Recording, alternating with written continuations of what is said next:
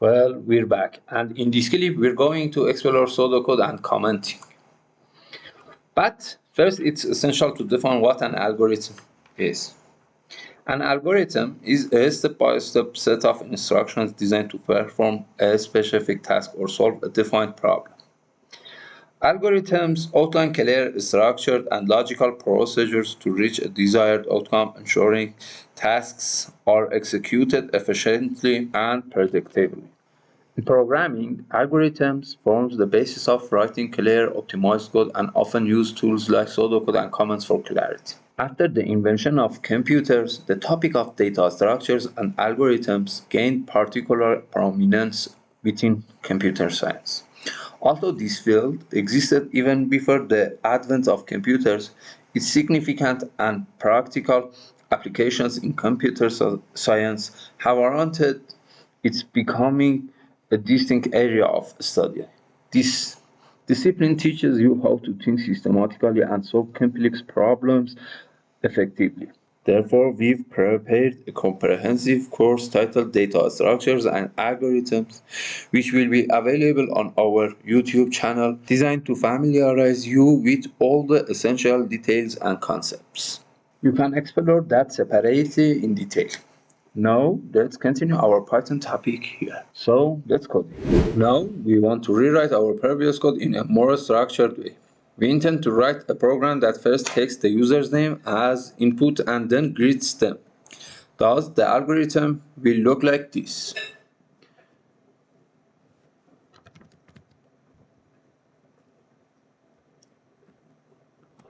One, get the person's name. Two, greet the person. The IDE provides us with the capability to write the algorithm directly within the same environment.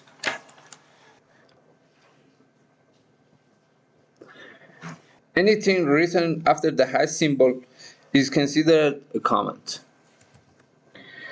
Python's interpreter does not execute comments as code and simply skips over them. Therefore, the program pseudocode is 1. Get the user name. 2. Greet the user. Okay. And we will write the program as name is equal to input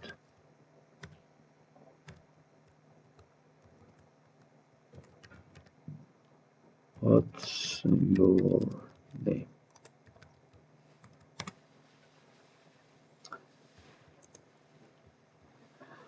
Then print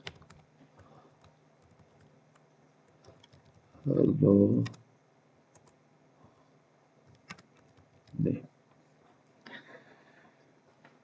Note that this program can also be written in a more structured and optimal way, which we'll cover later when we discuss functional programming. Now we just run this program.